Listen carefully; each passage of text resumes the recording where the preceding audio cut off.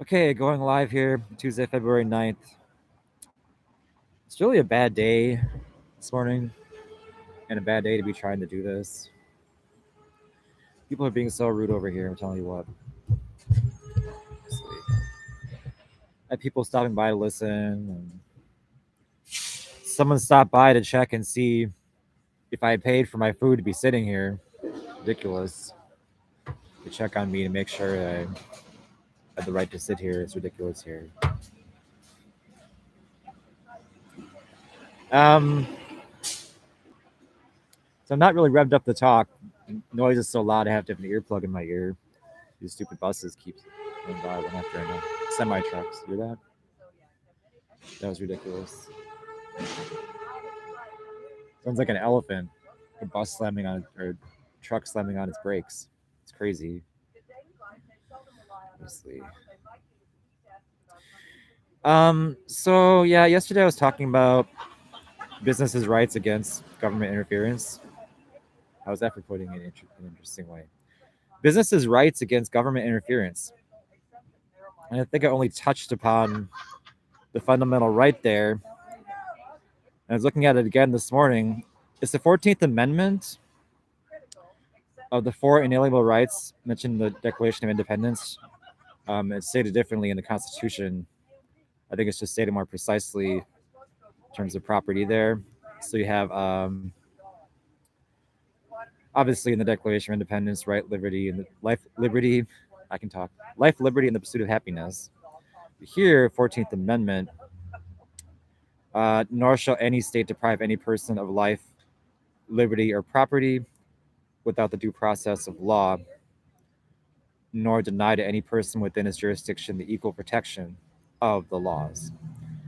Also known as the due process clause. So, it is a basic fundamental constitutional right. When I talked about interdependence or economic interdependence, that means the business owners are trusted to do things in the right way. Of course, this is just a huge topic, so it would be hard to make blanket statements that could really encompass everything, because you also have to talk about um, the possible harm of the virus in great detail. But I pretty much talked long enough yesterday to really explain what I was thinking and trying to say, because they, initially the lockdown was fine if they had to figure out what was going on, figure out how to proceed, how they're going to stop the spread, etc. If they continue, distracted the trucks here. Sorry, folks, there's so many distractions here. Yeah, come to think of it, I had named the video sort of wrong because they don't really. There's not really like. There's not still a lockdown here, so I said business lockdowns. And then I changed it to saying the government doesn't have the right to interfere that much with business. So, no, they don't. They don't. I mean, they're overregulating. Truck noise. Hold on. Wow, man, people are really revved up to come by this spot. Okay, so the government doesn't really have the right to interfere like that much. At this rate, they're overregulating, and that's been what's hurting the economy. That I've seen it suggested subtly in places we're back on the upswing, for the obvious reason that they let businesses come back. So, duh, duh. No wonder. Um, Yeah, I remember that they started that lawsuit. There's a group of restaurants that sued the governor. I should check on how that turned out. There's a group of restaurants and wineries that sued our Governor Newsom. for their rights back. Here they have open door or outdoor seating, not indoor seating. At a certain point, they did have indoor seating in certain places here, and then we dropped back to whatever it's called, purple tier. So that whole system shouldn't be going on. Like I said, they should just give our leaders should just give rough guidelines or general guidelines for the business owners to follow, and then the business owners should be given full reign to decide what to do. Basically, the reason why is our politicians are our elected leaders. We're a democratic republic. These people are chosen to represent us, and so they're representing what the people want, not to be lording over us. Okay, it's the reason why our country was founded in the first place. We're not following the orders of a king. We're following our elected representatives, and so um, they think they can crack the whip and exercise great authority. Is that what the people really wanted to have done to them? Then we're masochistic people. We want punishment. So, and again, I'm not really fair to entirely to the harmful nature of COVID-19, etc. Because I don't feel like going over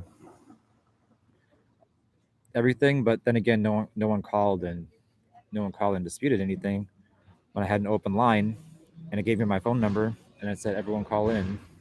So I didn't think I would say that much this morning. I wasn't really in the mood to talk. Um, like I said, people were being rude over here.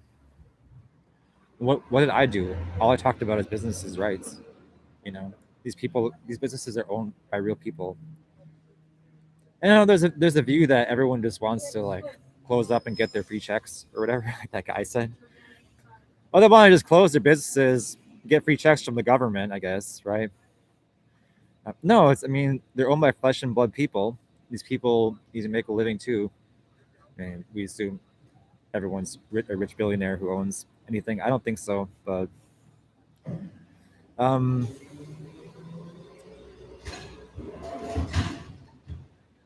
now what else do I got in my articles? I found a real doozy. This is from CNBC. Jeff Bezos would owe $2 billion a year in state taxes if Washington passes wealth tax. Here are the key points. Washington state legislators are proposing a 1% levy on wealth of more than $1 billion. Yeah, that affects a lot of people. More than $1 billion, huh? Lawmakers say the tax would raise about $2.5 billion a year in revenue, but only apply to non-tangible financial assets. So Mr. Bezos, would owe about $2 billion a year. Wait, am I reading that right? He would owe $2 billion a year in state income taxes under Washington's proposed wealth tax. See, people, you can't have it both ways. You put Democrats in charge, and that's what you're gonna. You can't have these great men that you admire left alone if you put the Democrats in charge.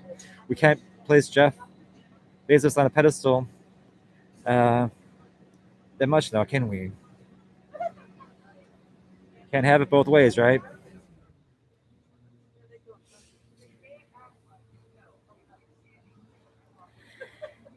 Yeah. Okay, then. Well, listen to this. Okay. Noel Frame, the state representative. Garbage truck.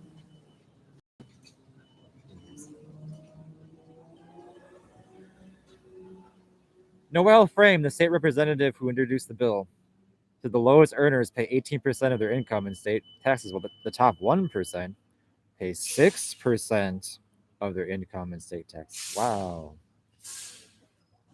Wow, that takes a real brainiac to see that.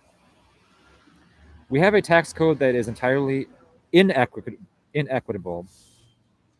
Why didn't he just say we have a tax code that is not equitable? Why did he have to say that it is entirely inequitable. Whatever.